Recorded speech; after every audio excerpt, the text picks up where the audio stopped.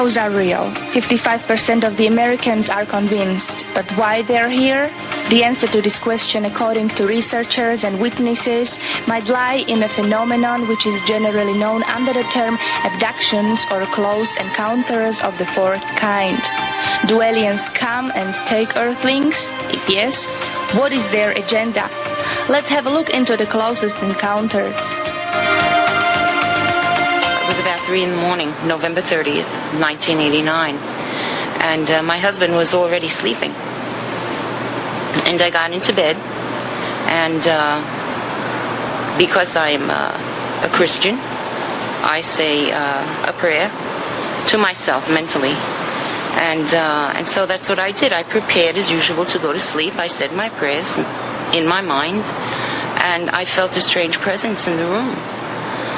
2 girlfriends and myself were out running around 2 o'clock in the morning, out in the country, spying on one of her boyfriends.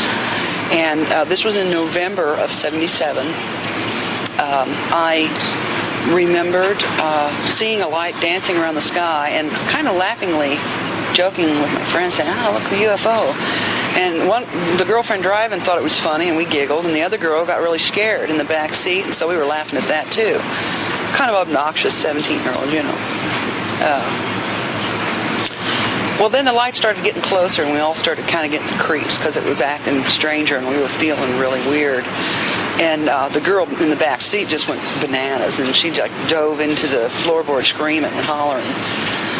And I remember the car slowing down. I remember she slowed the car down, and we rolled our windows down to look out and get a good look at this thing.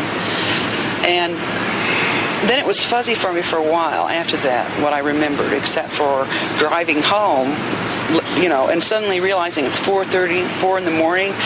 She looks down, her girl driving looks down and watching and goes, "Oh my God, it's 4 o'clock in the morning, you know, time flies when you're having fun." Kind of snotty-like. But and I remembered more later about that night.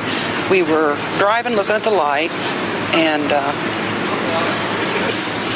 then this thing, huge black craft, like swoops down in front of the car, and I see all this.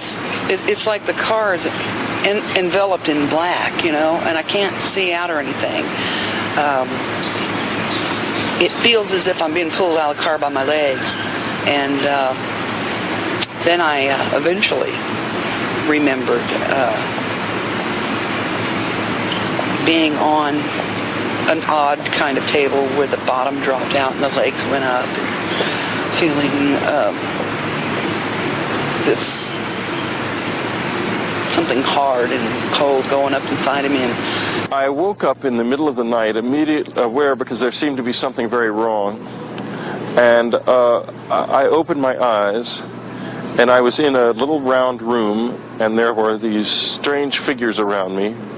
One with a big head and big black eyes, and others that were small and blue, moving very quickly. And I kept trying to keep waking up because I couldn't believe they could be real. And how had I gotten there? It seemed like a nightmare from which I couldn't awaken, is what it seemed like. And I struggled with it for a few seconds, and then when I still could not wake up and I began to feel that I was awake, I started to scream because I was really frightened. And at that point they turned on a machine that had a sort of soothing sounding voice but very electronic, and it kept saying, "What can we do to help you stop screaming?" First of all, an abduction can happen to one person or 2 or 3. I've got cases involving 7 people at once. But let's say first the nighttime visitation, which is very typical. Let's say a man and woman are asleep, and the man wakes up. He doesn't know why he's wakened up, and realizes that he's paralyzed and absolutely cannot move. And he is quite terrified, doesn't know what's happening, cannot alert his wife, who seems totally oblivious, sound asleep. We use the term switched off. At some point he becomes aware of a figure in the room, or several figures. Either they approach the bed or they're standing by the window or whatnot. He next finds himself levitating off the bed. he will find himself then floating usually towards the window. Let's say it's a closed window, and he and the small figures float through the closed window. This is not an out-of-body experience. If he looks back to the bed, if he can see back to the bed, he's not in the bed. He's gone. He floats out the window, and there's usually outside some kind of intense light, which functions as some sort of tractor beam or whatever we want to call it, and the person and the figures are floated up into the craft. He floats up into the craft, usually through an opening in the bottom, and finds himself very often immediately on a table without his clothes. Very few people remember the act of either disrobing or being disrobed. He's on a table, and a series of medical procedures, quasi-medical procedures, that are undertaken. They end up very often focusing on the genitals. If it's a male, very often some kind of instrument is placed around the penis. Very often at that point, either painfully or through some kind of induced climax, a sperm sample is taken. Very often probes are inserted in the nostril or ear. There are a series of other procedures that happen very frequently. Sometimes nerve centers are stimulated and various muscle groups will move. We don't know why any of this happens. The person can be shown some things. Very often can be shown a small child or a baby. Even men are shown these strange hybrid offsprings, and then eventually the person is returned the same way he came back to bed, often dropped from a certain height onto the bed, still not disturbing the wife, and immediately goes to sleep. In the morning, wakes up, has no idea what happened. Is this a dream? Very often will find his pajamas on the floor next to the bed, doesn't remember having taken them off. Very often he will notice a pain or odd sensation in a certain part of his body and finds a small mark. Now, that's a typical kind of nighttime visitation. We have hundreds and hundreds and hundreds of these cases. In 1991, Bud Hopkins and I decided to find out how many people have had abduction experiences in the United States at least. In order to do that, we went to a national polling organization, the Roper Institute, the Roper Poll, and we asked 6,000 Americans whether they had experiences that abductees say that they have had before they knew they were abductees, like traveling on the astral plane or seeing unusual lights in their room or having missing time episodes and things like that. We asked 10 questions. Ultimately, we found that 2% of the American people, at the very least, have had experiences that abductees have had before they knew they were abductees. Of course, each one has to be examined individually to see whether they've had abductions or not. But it's an awful lot of people, and it suggests that the phenomenon is extremely widespread everywhere. I've been interested in the boundaries of human consciousness for quite a few years, and yet when I first heard about this phenomenon through a colleague of mine who told me about Bud Hopkins and his work, I thought this was some kind of madness, and so it was a gradual process of talking with him, of seeing these cases, and realizing that I had no explanation as a psychiatrist of what people who are now called abductees or anomalous experiencers were undergoing. It behaved like real experience, and so the question then became, what is going on? Because psychological or unconscious or inner experiences or past experiences which determine present experiences are very private. They differ among people enormously. If you're having a symptomatic expression which is about something that happened to you as a child, or if you have been abused, or if you're having dreams, or if you're having some kind of fantasy. This will be very personal, very variable among individuals. You will not have a consistent, complex narrative which is similar from one person to another from beginning to end. The only thing that behaves like that is real experience. Something which is generated internally does not have that quality. Certain patterns began to emerge, and up until the time I started doing this work, I don't think people were paying attention to any particular sets of patterns as they emerged in the investigations that were underway, I got very interested in that issue. What were the similarities from case to case? Because that helped establish that we were dealing with some kind of rather definite, precise external phenomenon rather than just the complete range of human fantasy. If you've got patterns that are very tight, the idea of fantasy is probably very much weakened at that point. Abductees describe approximately 4 different types of aliens, although we have to be careful because oftentimes we get many different descriptions.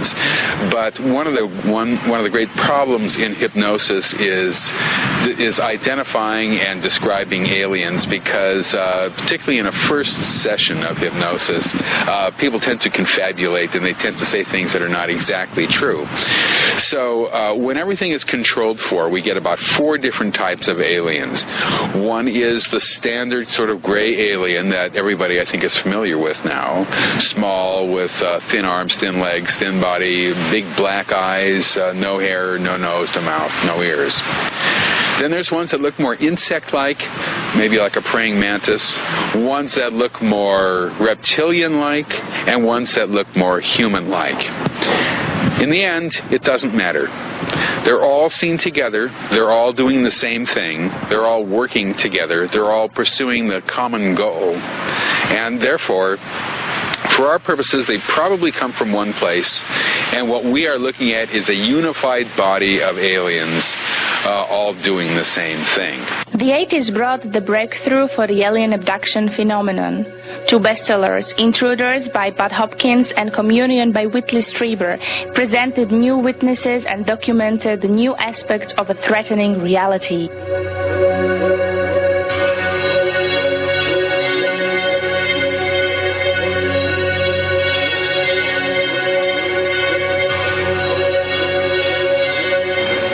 We didn't see the mark in the yard for like 2 or 3 days after the night of June 30th, 1983, when I had the experience of being in the garage hunting for what I thought was a burglar coming out of the garage, because all of a sudden my skin started feeling like it was on fire, like I was burning, and had to get out of there, and being hit in the chest by a bolt of lightning, for lack of anything better to describe it like. And then seeing the silhouettes of small figures about 4 feet or so tall moving in the yard, 6 of them,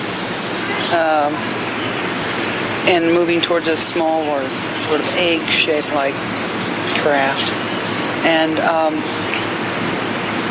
the next morning when I got up, after this was all over with, my eyes were swollen shut. When taken to the emergency room of the hospital, it was sent me directly to an ophthalmologist, I guess, an eye specialist, who basically accused me of looking into the arc of a welder's torch, and somehow frying my eyes. Gave me a lot of medication, drops, and cream to put in it. It took a couple weeks for it to heal up.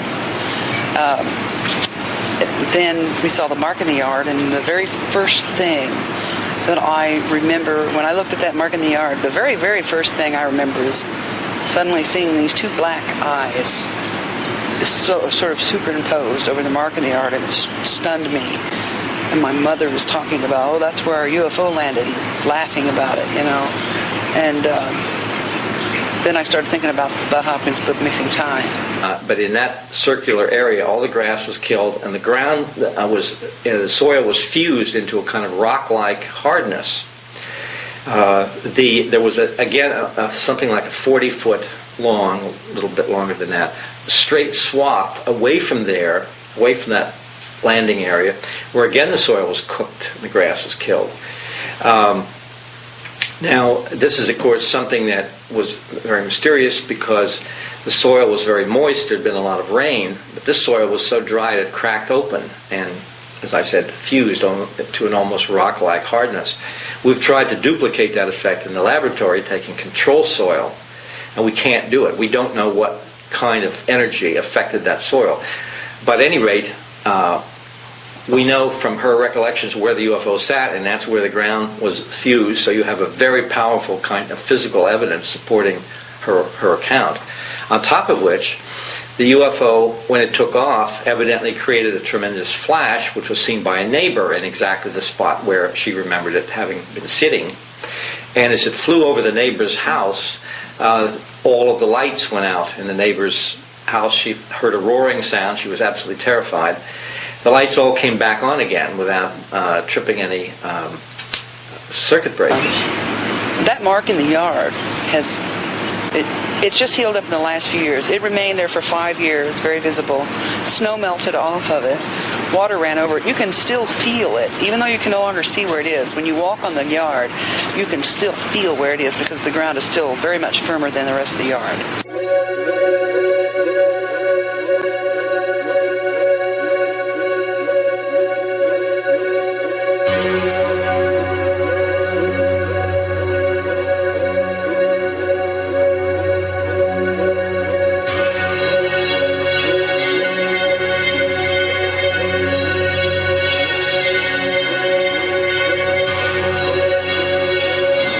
Subsequent to the contact experience, I began to have groups of people up to my cabin. I had groups of friends, and they began to have contact en masse at the cabin to quite an amazing degree.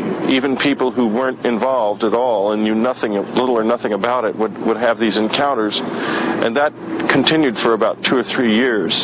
Well, I was Whitley Strieber's upstate New York cabin guest one night, and when I went to bed, I felt this overwhelming sense of euphoria, as if I had been drugged, and to my knowledge, I wasn't. It was a wonderful feeling. I felt at one with the universe, and then I went off to sleep. And a person that was in the room with me also had similar feelings, and also had seen light forms in the room. At first, it was extremely terrifying. When I ran out of options in February of 1986, I was incredibly frightened because I couldn't think of any way to explain this. And it was like... It was a bit like discovering you're not who you think you are. You know, it was just a shocking, terrible experience, and I began to try to work on the fear because it was debilitating, it was devastating, by going and walking in the night in the woods where it had happened. And it became quite obsessive. I couldn't really settle down at night unless I went out and walked through those woods, and at the same time it was very hard to do because it was extremely scary to do that. And the visitors began to react to this, to my effort to overcome my fear, and they began to come back to the house and showed up. They began showing up fairly frequently. And I didn't have any more abductions, but I had a few very brief, sort of half put-together contact experiences that didn't quite work because I was too scared to take it farther.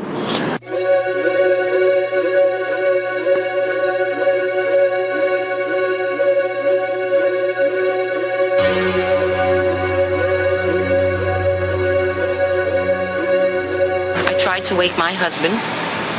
Eyes still closed, and there was no response from my husband. And that's when I did open my eyes and I looked straight ahead. And there was this thing, this creature, standing at the foot of my bed. And it was the first time I had ever seen that consciously. I was awake. I hadn't gone to sleep yet. I was saying my prayers. So by this time my legs were numb.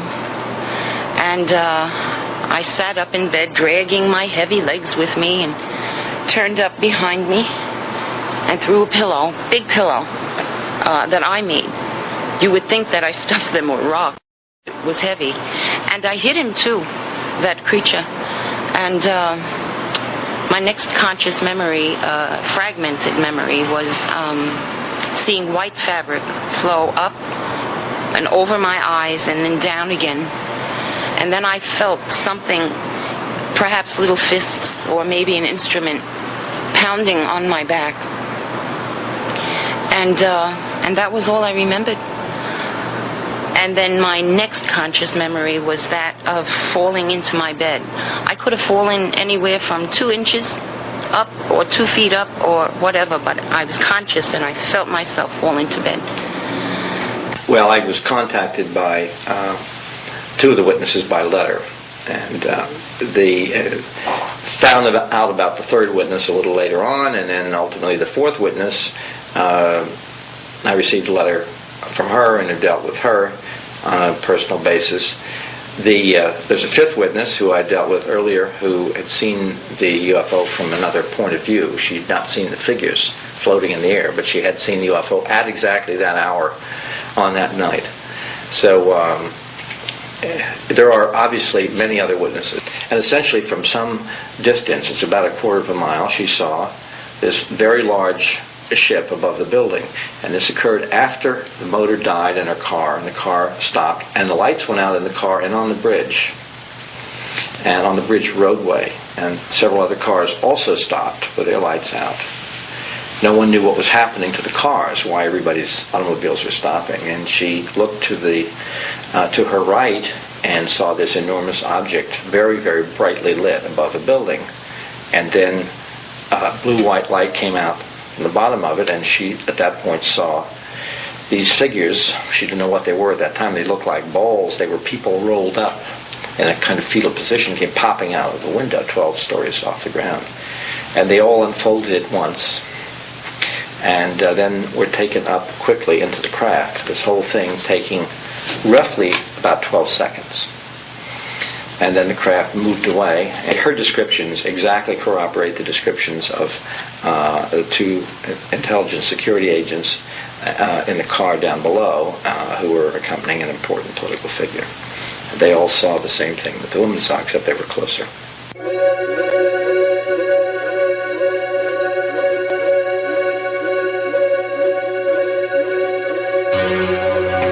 I think you have to remember that this is a phenomenon that is not only just stories that people tell. There's a very strong physical component that is related to this, that everybody is involved with. For example, when people say they're abducted, they're physically missing from their normal environment. They're not there. Nobody's ever found anybody who has been abducted. People come back with unusual marks and scars on their bodies that weren't there literally the day before, that are all abduction related. And it's important to understand that people see other people being abducted. Of the 750 abduction regressions that I have done, that I have investigated, fully 20% of them are of two or more people. Therefore, people can confirm each other's abductions. They see each other, and sometimes the person is not, one person's not abducted and the other one is, and they still see it. Furthermore, the precise detail that people describe is extraordinary. They can describe certain instruments that are used on them, and we know what those instruments are for, and they may not understand what they're for. They may not even know it. But we've seen those instruments so many times, we know what they're for. Not only that, but when they describe procedures, they'll describe procedure A, procedure B, procedure C, and we know procedure D is coming. And they don't know it, and then they go ahead and describe procedure D, just like everybody else has done. So therefore, any theory that accounts for this phenomenon must take into account its strong physical component and deal with it.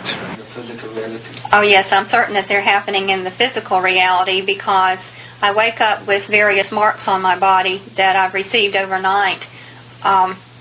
Here are some examples. There's a little piece of skin scooped out of my chin over here. There's another one that I've had here since childhood, but I never knew how it happened. But this one over here I received this year. I think it was in March of this year. I just woke up with a little piece of skin missing out of my face. You know, when you cut yourself or scrape yourself, you know, first it's going to bleed, and then it's going to scab, and then it's going to heal, and the scab's going to fall off and have the natural process, the natural healing process. But this little scoop out of skin never bled. There was no scab. It was just not there one day, and the next day I had a healed scoop mark out of my face. I've had one on each leg. I woke up one day and discovered a tiny little scar up here at the hairline that had not been there before. I woke up with various types of other marks on my body. For instance, back in January and February of this year, I discovered on my back 2 circular marks that looked like punctures in the form of a circle, like 7 punctures in a circle and one in the middle. But the ultimate evidence for the physical reality of alien abductions were strange implants left in the witness's body.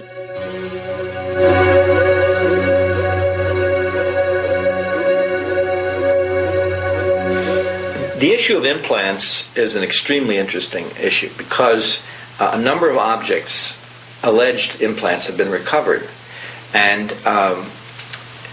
they vary in size and shape, and they seem to have come from odd places. From, in one case, the underside of the penis; in another case, the nasal cavity, and so on. These particular objects have in common the fact that none of them are radio opaque, meaning they do not show up on an X-ray, which is interesting.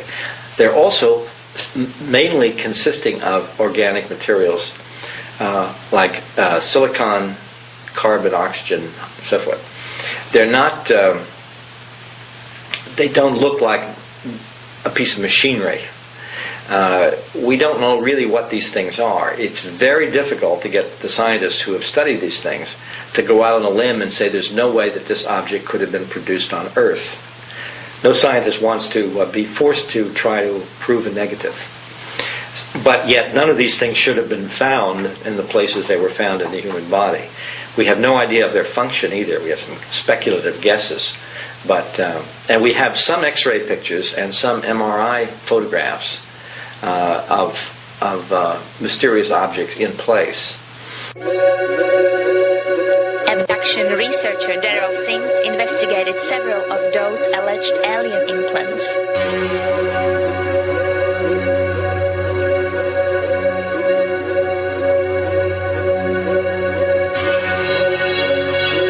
First of all, when we found it, we were quite excited when the lady brought it to us. She brought it to us quite by accident. She's rubbing her eye the next morning, after December the 10th, the next morning, something was bothering her eye. She rubbed her eye, and it fell out on her desk, and it landed. It's a little tiny thing, but it's so hard, she actually heard it hit the desk. Her boss happened to be standing there and looked at it and says, "What is that?" She said, "I don't know, it's a piece of sand or something. It was in my eye. It's hurting my eye all night." And she said, "Take it to that investigator, Mr. Sims." And she said, "It's just probably a piece of sand." She said, "No, take it to him. Please do that." That's the only reason we have that actual evidence. In regressive hypnosis, she describes this object, how it was installed with the surgical instruments and a different instrument that was used to take it out. First of all, I brought in entomologists, biologists. They looked at it to determine whether or not is it a seed. Is it a plant seed? That's what it kind of looks like when you look at it. It's so small. And I brought in entomologists to see if it was an insect egg. Of course, I'd already looked at the object. I knew that was not the case, but I wanted that verified by people these are postdoctorate students. Now, the individuals looked at this. Then I had a microbiologist look at it, and he was quite vocal in his description. He said, "My God, what is this thing?" He said, "It looks like hard plastic on the outside. It looks like an egg on the outside with the end of it open with packing material on the inside." He said, "Like something was housed inside this. Where in the world did this come from?" Of course, all the information I gave him was simply, it fell out of a lady's eye. He said, "It couldn't. This thing, how could this be in someone's eye? What is this thing?" I said, I really can't tell you any more about it. That's all. Later, I took it then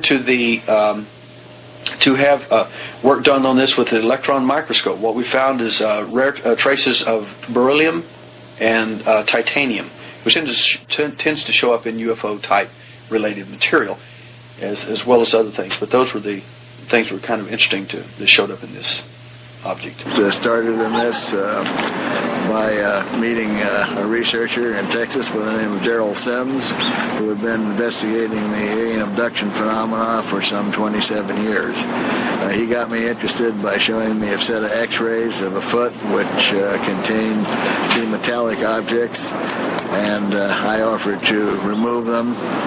By the time that case was set for removal, another case had come up and had a metallic object in the back of the hand. I organized a surgical team. Both cases were done, and the biological findings were recorded, as well as the beginning of a long set of metallurgical findings.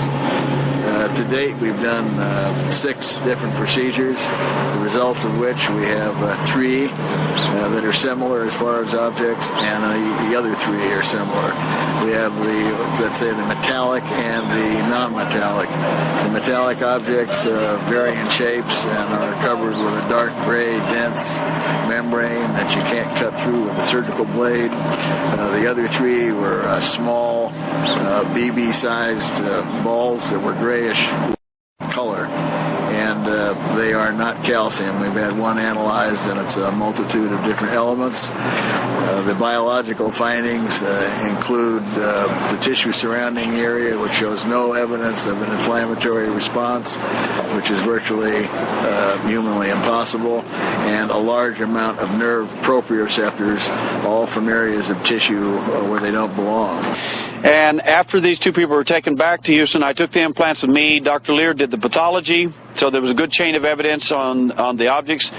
He sent off the pathology, and from 2 separate pathologists, he found the following report. No signs of inflammatory response, either chronic or acute, and the wrong nerve cells present, nerve proprioceptors.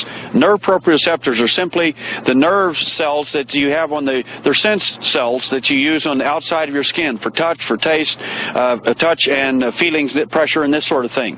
These are found in mass surrounding the alleged object, alleged implant, inside the lady's feet and also in the man's hand. The 2 biological coverings surrounding these metal objects seem to be made possibly from the abductee's own surface skin. I think that there's a possibility that the scoop marks may suggest that the alien presence it is reasonable for me to believe that they could take the scoop from anyone and culture that and would literally have tissue for you anytime they wanted to wrap an implant with it and install it in your body, which would account for nerve tissue like nerve proprioceptors on the surface of the skin being wrapped around the object, but then how those nerve proprioceptors could reattach to other nerves inside the body, I have no idea. Because as soon as those objects were touched, now you got to realize this one lady is under hypnotic anesthesia and 2 local injections of carbocaine. You could have cut her leg off and she wouldn't have known it. As soon as those objects were touched, and it was the same case with the man, as soon as the object was touched, not taken out, touched, there was immediate violent reaction, which suggests that the objects were attached to a main nerve.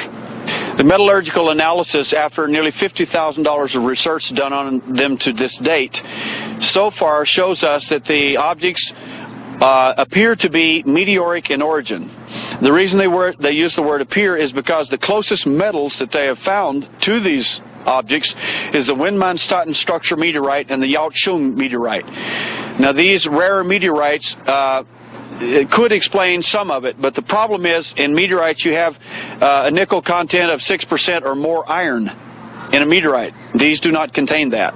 So this has provided some kind of an anomaly for them.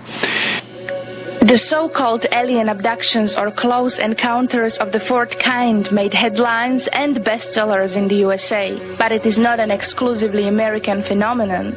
Indeed, we found events following the same or similar patterns all over the world.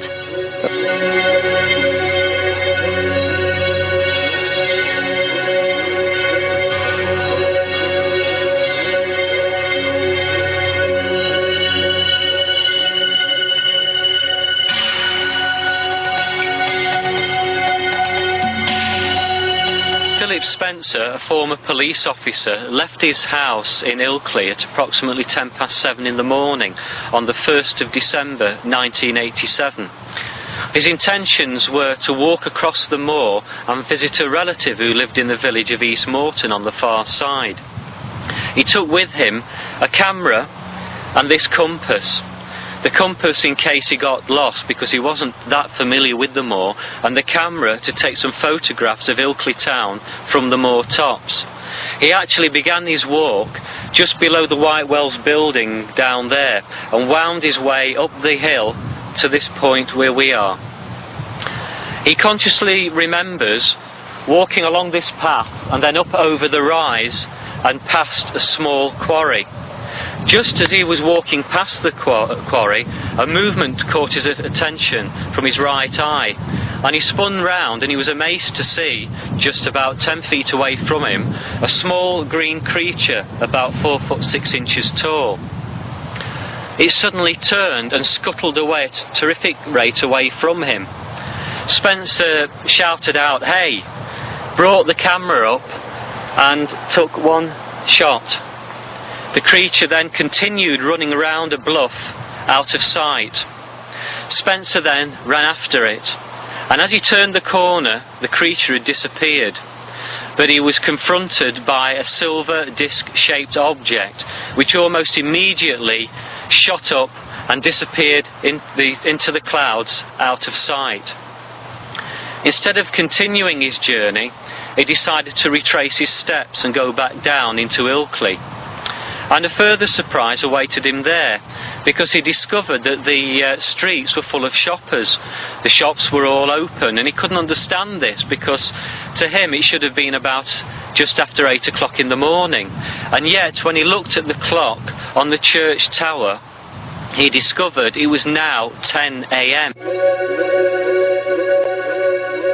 We showed his photo to experts.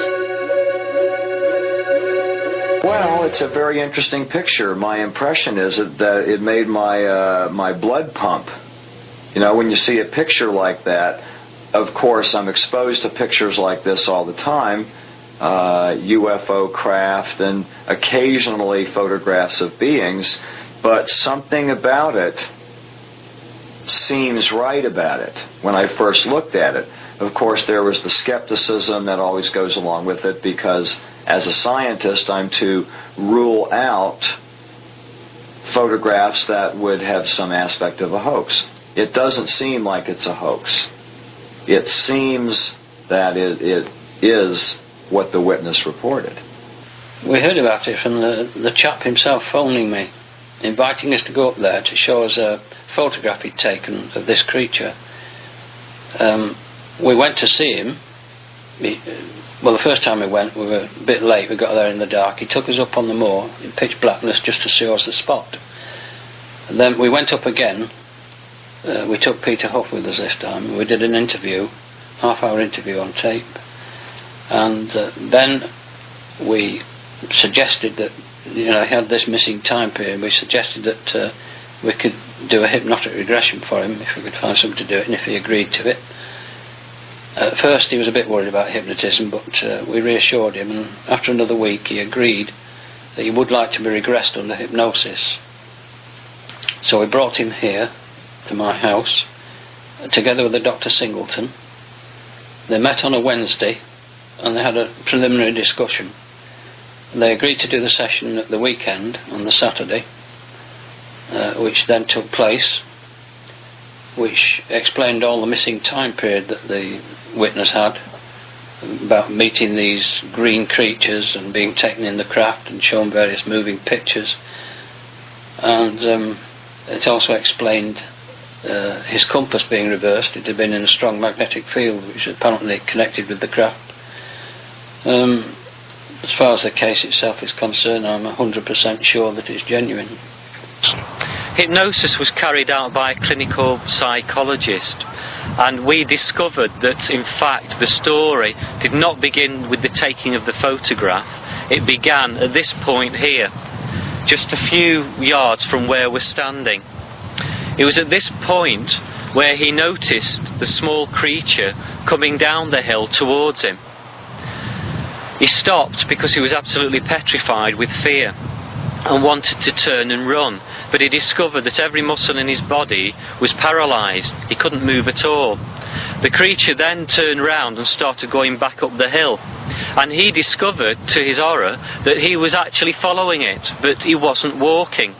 He was now levitated a few inches above the ground, similar to a balloon being tethered by a piece of string.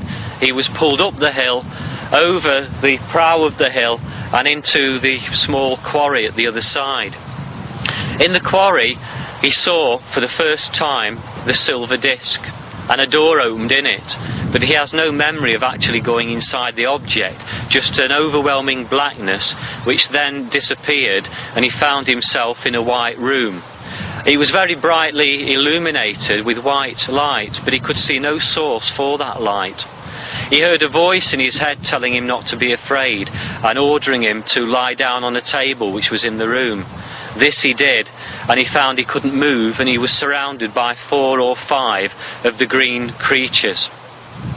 They carried out some kind of medical examination which basically involved a fluorescent light in the shape of a tube which passed along the length of his body, much in the way of a body scanner.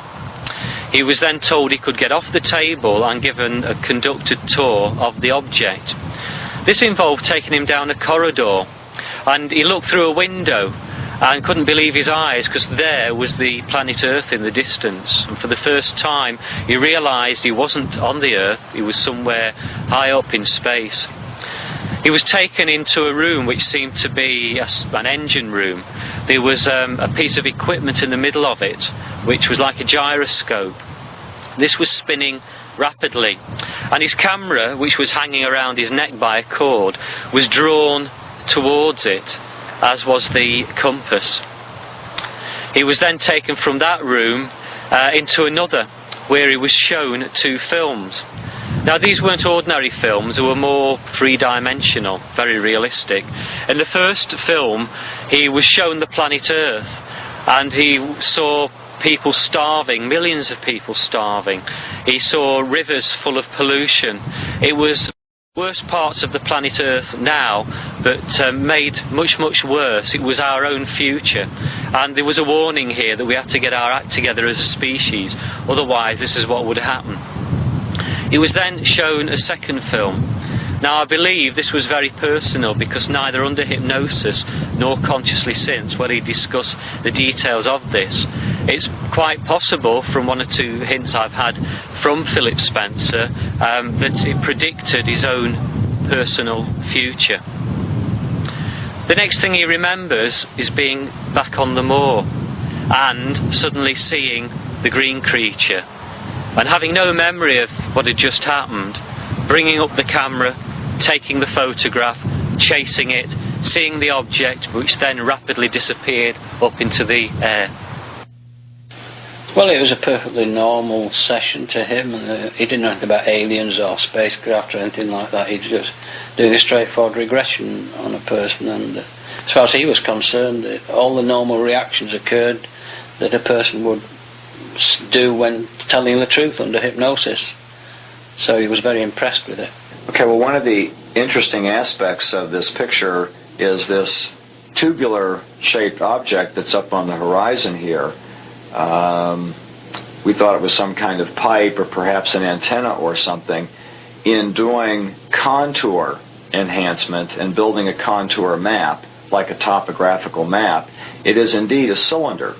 And you could view it as a cylinder perhaps 3.5 inches or so in diameter, 2 to 3 inches, because we don't know the distance away. We do know that it's a cylinder shape and it's reflecting light. Therefore, from filtering, inverse Phong shading filtering, we believe that it's a metallic object. We'll have to do some more tests on it to be certain of that, but we know for certain that it's not a natural object. It's not a tree branch, it's not the trunk of a bush or something like that. It's a metallic object. Well, it's got loads and loads of ancient stone circles and carved rocks with swastikas on them and that kind of thing, and cup and ring marks. So there's many legends attached to it. But one of the most interesting ones, as far as this case goes, is that White Wells Museum, which is a spa, in the 19th century, something happened there. The curator of the museum was going to open up one morning when he heard a noise from inside, and he opened the door and he found inside several green creatures dancing around the spa. Small green creatures, very similar to this Ilkley creature. Philip Spencer is not the only British policeman who had a close encounter. He was driving back to the police station about 4:45 one morning, and he was about to turn right up the leg of a T-junction when he noticed something odd illuminated further up the road.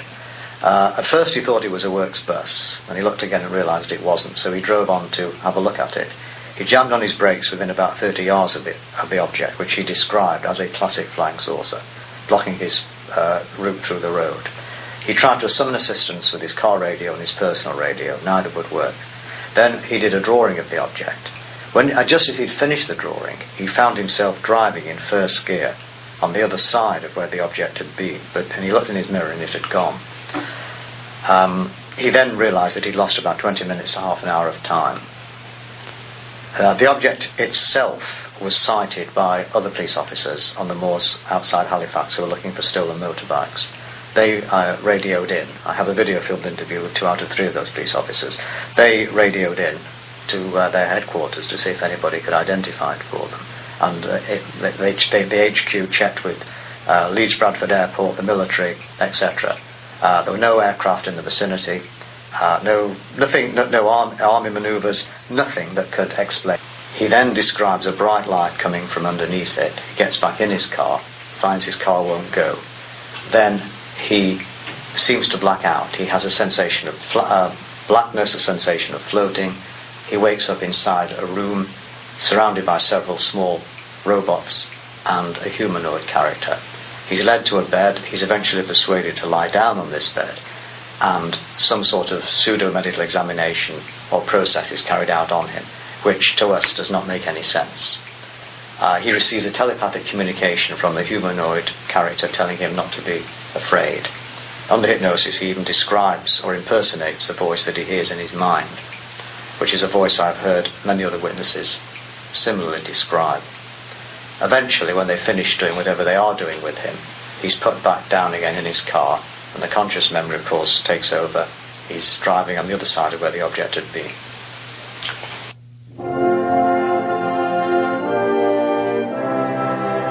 In London, England, we interviewed Nick Pope, the former official Ministry of Defense UFO expert. In this function, he had investigated several cases of alleged alien abduction.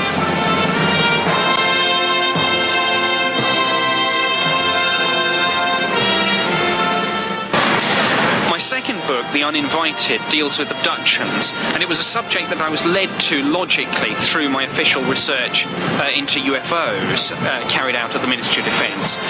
Simply, when I first began to obviously display a real interest in this subject and take these reports seriously, I found that some people began to approach me with stories of abductions. Clearly, I couldn't ignore these very serious claims, so I made it my business to look into the background to these sorts of claims and to actually do my own research and investigation. My view is that clearly there is something going on here. The official Ministry of Defence view is actually rather amusing. They were asked specifically about alien abductions, and a formal reply came back in the form of a letter from the department, and it said, "Abduction is a criminal offence and as such is a matter for the civil police."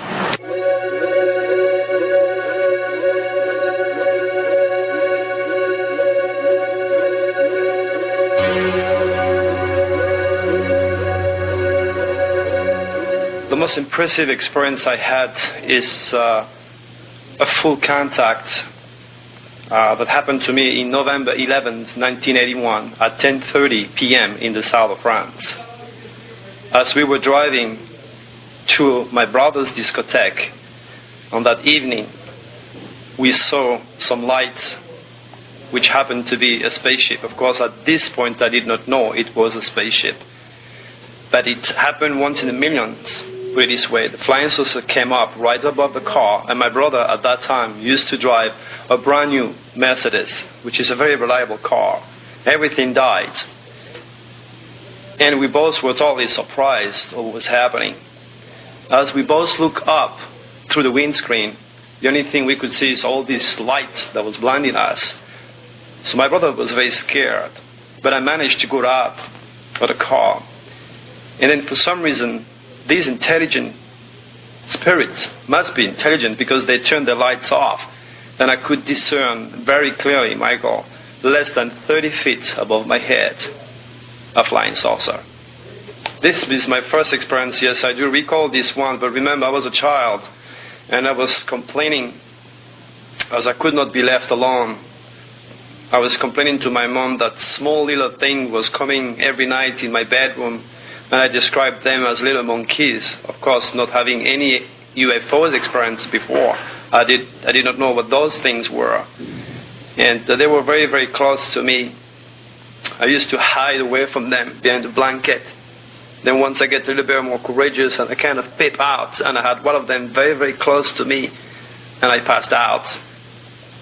And then when I was in the regression, I was recalling, all sorts of very, very interesting things which I have problem myself to understand or believe.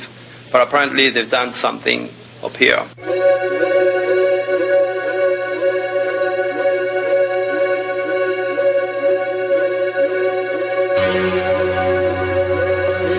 Well, it was in '85 when I had actually invited them to come, because I had met an American Czechoslovakian doctor who said he was flying with UFOs. So I said, why don't you take me along? And one day when I was reading a book called, actually it was a book of poems called The First Contact with a Friend, all of a sudden I looked outside from the window, and there it was, 100 yards from me, the UFO. And I went into total panic because I realized that I was dealing with something which I didn't understand. That very night later I found out I was abducted for the first time. And that changed my whole life. And all of a sudden I saw myself on a table being operated on. And I'm a medical doctor, so of course I was very interested in the technique. And the technique was very, very advanced in our comparison to our medical technique. It was laser beams, it was colors, and I couldn't understand what was being done. But I did understand something, that they, for instance, were implanting implants into my body, and I didn't know why. Now I know, when I have heard more about it, that these implants are for changing our vibrational level and for helping us in case of crisis, for storing information. And that is one of the very big things, I think, that people should learn to know about, that we are being controlled, we are being taught, we are being actually taken as members of the galaxies, as I would say the UN of the galaxies, and the people who have had the contacts and have had abductions, they are the contact people. It's a very positive thing, even if many people are very, very frightened of the medical examination.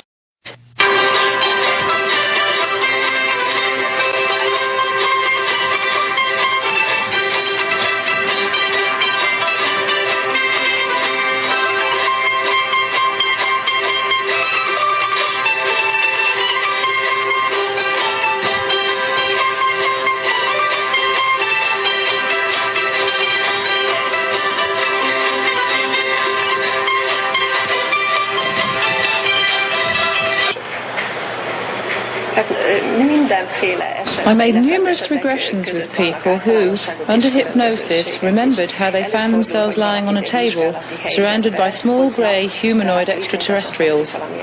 In other cases, they remembered how they were guided into the spaceship, how the aliens showed them their craft, its monitors, its propulsion.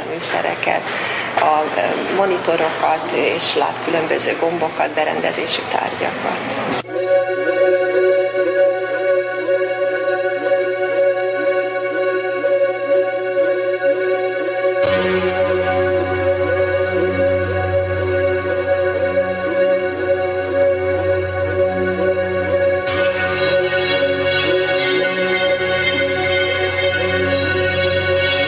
They look very different one from the other, and they look similar to others that are seen in other parts of the world. Let me explain. Let's say the greys, the EBs, that are so much, say, the fashion in the States. You only think of the greys in the United States. We have some of those, but sometimes with other characteristics. And we have all other kinds. I should say that we have quite a quantity of cases in which they look like humans, or like very similar to humans, or much more beautiful and taller than humans, or like what we would call not monsters but freaks of nature, something very different to what we're accustomed to. That is a very intriguing aspect of the matter.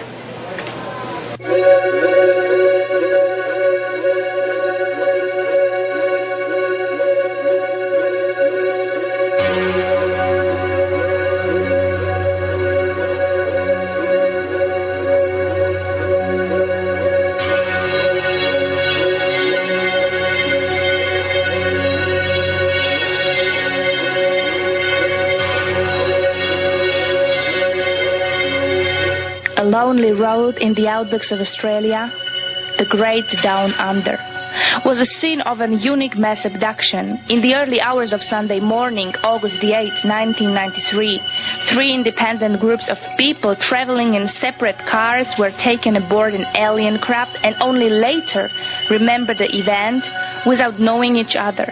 Kelly Cahill was one of them. Where my husband and I were driving home from a friend's house one night when we saw a 50-metre craft in a field, a paddock on the side of the road, and we stopped and got out and crossed the road, and so did a second party of individuals who pulled up about 100 metres behind us. All I could remember was seeing a craft hovering in the air, which we'd encountered a couple of kilometres beforehand, and then just seeing a blinding light and remembering nothing except knowing that something had happened, because my heart was thumping and the adrenaline was pumping through my body, and all of a sudden I'm totally disorientated and relaxed in the car, and I didn't know what had gone on. It was like I had a blackout.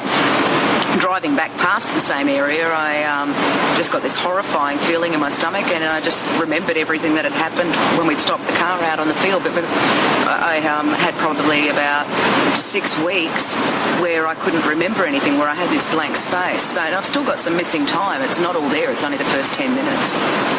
Basically, after we got out of the car, we saw this craft, I suppose, some sort of configuration of round orange lights with a blue fluorescent haze underneath it that came down in a conical shape and hit the ground in a semicircle. And as we stood there, a tall black being seemed to just appear in front of it, followed by 7 or 8 others. I felt this energy force through my body, is the only way I can explain it, and I became hysterical, and they came rushing across the field. I was given a blow to the stomach and landed flat on my back in the grass, and basically there was bits of a conversation going on that I could hear a male voice, but I guess that I was really struggling to stay conscious at that stage, and I remember, the last thing I remember was calling for God's help, I suppose, and we were back in the car. About 7 foot tall, they were black. Their eyes lit up red. They weren't like that at first, only when I started screaming, and that's when they crossed the field as well. Basically, I couldn't see any other facial features except these big glowing red eyes and these tall, dark figures. That was about what we saw. If Kelly had come in on her own, we wouldn't have found it just a normal case. But what occurred was we were able to get the other couple, the other car that was involved in the encounter. And what made the encounter important to us was that there were 2 independent sources that viewed the same encounter. And if you do research, you discover in these type of abduction cases, you tend to find that the groups are come in, in some way related in some sense. In other words, the encounter occurs on the road, everybody hops out and has a look at it. In this case, the 2 cars are separated by distance, and the 2 groups don't know each other, and they, in the end, disappear from the location and consequently come back to have research done on them in a separate, at a different time down the road. So, well, there was what we did. We were first looking for the location to get the general location of the encounter, which we discovered reasonably easily. But the main data that we got was from the field analysis was some chemical changes to the soil, 3 markings on the ground. They were approximately 75 centimetres in diameter. Also, we used a special magnetometer on the field itself, and we discovered an unusual anomaly on the field that looked like a half moon or facing towards the north. There was other things that came from the encounter, was that each of the girls, especially because the men seemed to be isolated from both of the cars, but the girls indicated to us that they'd been interfered in some way, and that one of the girls, called Glenda, who's a trained nurse, a registered nurse, she had markings on her which she went to a GP, and the GP photographed them, and consequently we had some very good evidence of a triangle under her navel, and a mark on the left inner thigh, and a mark on the base of her, down towards her ankle. So there was a lot of good evidence available.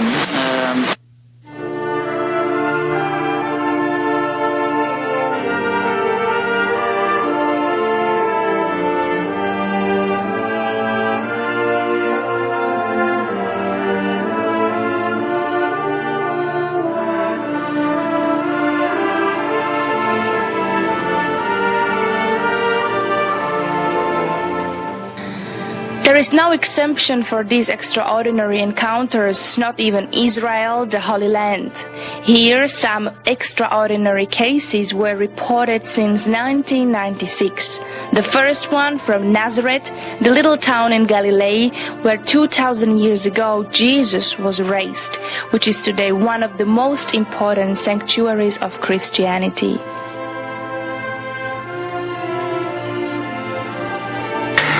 In the evening of September 15, I walked to the post office when some 400 meters from my home, I saw a huge round craft hovering only a few feet above me.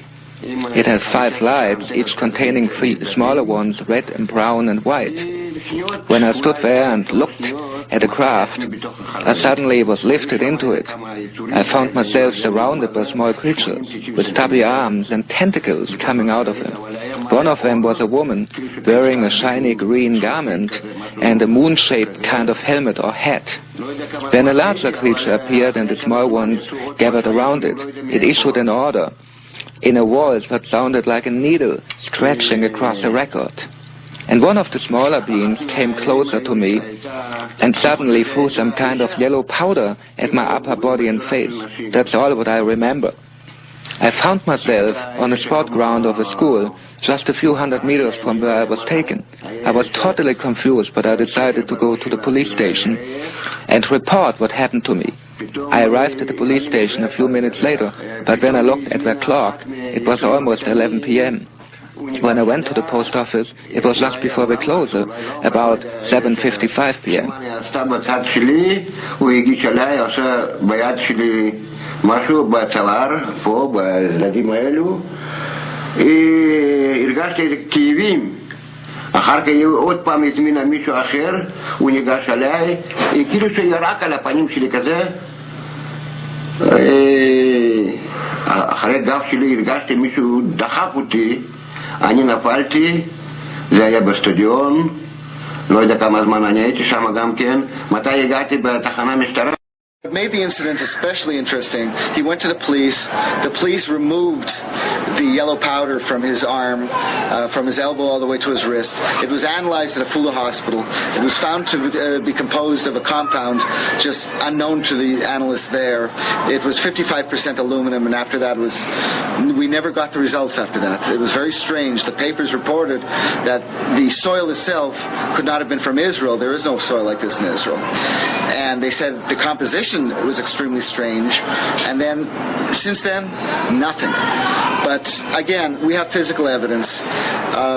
Yuri Isakov, a 63-year-old retired seaman, did not fly somewhere in his secret lab, cook up this strange powder in order to go to the Fula police and fool everyone. The next day I felt very bad. I had burn marks on my arm and face, which itched horribly and burned so much when water touched them, but I was not able to take any bath or shower anymore until this very day. In December, one gonad became badly inflamed. Most of the time I'm in pain so badly that I cannot sleep anymore.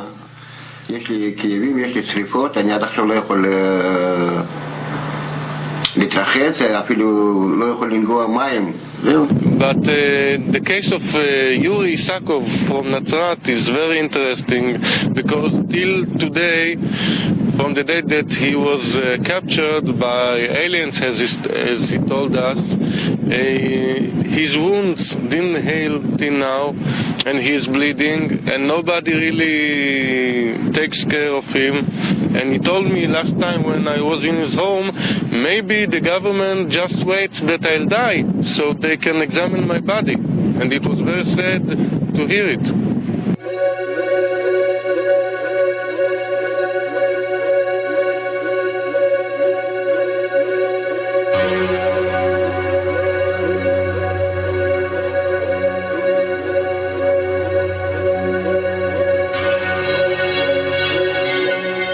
Indeed, international experts agree that the abduction phenomenon is global by nature, not only in Europe, Australia and Israel, but also in Africa and South America. Only the reaction of different peoples is different, from panic and hysteria to curiosity and an inner transformation. The question remains, what does it all mean? Let's hear to which conclusions the researchers came. It's difficult to come to any personal conclusion about abduction, but one factor that does interest me is the inappropriate nature of the response to this phenomenon. I would suspect, and I would fully expect, abductees to react with fear and anger to what's happened, particularly when painful and intrusive procedures are being reported. But a lot of them don't. They react in a much more positive way. They go on to develop spontaneous interests in New Age issues. They develop skills as artists, poets, painters, whatever. They become adept in spiritual healing, for example. This strikes me as an artificial response, perhaps something that's been induced in them. And I can't help but wonder whether the transformative nature of this experience shows that it's something been done to us by someone or something else, perhaps to try and lessen the threat we pose as we begin to go out in space. There could be any number of different reasons for them. For example, there's a tremendous amount of sexual content in abductions, and if if there were aliens here who were examining us and trying to understand us, one of the first things they would do would be to look to our sexual content, to our genetic content, and so forth, in an effort to understand us. If we went to another planet, we would do precisely the same thing. And if we went to another planet where the people were very much more primitive than we are, if we had any ethics at all, we would be extremely secretive so that we wouldn't shock them and destroy their growing culture and cause it to plunge into the same kind of non-meaning that happens in this world when native cultures are exposed to technology. Everything that they believed in is ruined, and the culture itself just dies. Whoever's out there is making a great effort to bring us into contact without destroying our culture. The majority of abductees tell us that the ETs want to direct our attention on our ecology and its destruction, and that we cannot continue that way. Furthermore, they want to learn more about our anatomy. Third, they want to teach us something from what they have learned. And fourth, they want to heal us, which they did many times. It is for our own good, because we are destroying this planet. I mean, it's quite evident that if we don't change in our thinking, in our ways of handling with other people, we look down upon other people, we look down upon people who are different, or people who have another skin color, or people who have another religion. If we don't change and we don't realize that the planet Earth is alive, we are going to destroy this with pollution, with radioactivity, with atomic installations. So they are trying to take our sperm, our ovum, to have the seed of the human race, to have it somewhere if we blow up this planet. And they are also trying to make another race, because it seems that our race, which kills, which even today in Yugoslavia area in Europe is having a war, killing its own people, is so primitive that it has to be changed. And this isn't the first time. We have been subject to genetic manipulation for thousands of years. Sometimes say it's like a spiritual outreach program from the cosmos to the consciously impaired. In other words, I see it as really an opportunity, an outreach phenomenon that can enable, through the hundreds of thousands, now millions of people that appear to be being reached by this, to open consciousness, to open us up once again to a universe that is filled with life, that is alive, that is intelligent, is not simply a lifeless energy, matter, vast tremendum, but which is divine and sacred and has all kinds of possibilities. But it does open us to the unknown, and I think we've always been living in mystery and the unknown, but this confronts us so vividly that I think we have to face a lot of anxiety about what it will be.